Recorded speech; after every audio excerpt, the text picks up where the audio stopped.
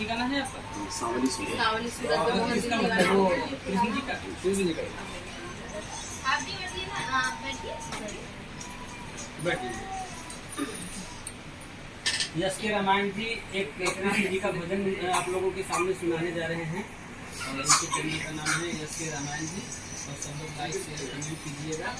और हमारी दीदी वंदना दीदी आई हैं और सब लोगों के साथ में हैं और यश के रामायण जी भक्ति गीत गाने जा रहे हैं आप लोगों के सामने। वीडियो बना सावली सूरत पे मोहन दिल दीवाना हो गया।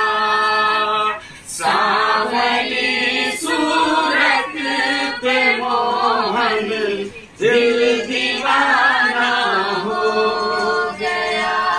दिल दीवाना हो गया मेरा, दिल दीवाना हो गया।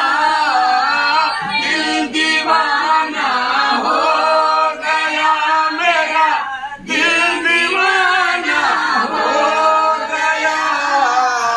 सावली सूरत पे मोहन दिल दीवाना हो गया।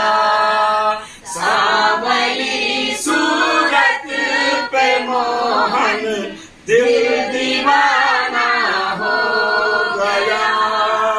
एक तो तेरे नैन तिरछे, दूसरा काजल लगा।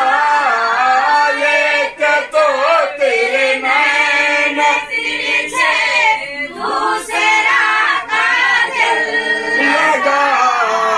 तीसरा नजरे मिलाना, दिल दीवाना हो गया। सावली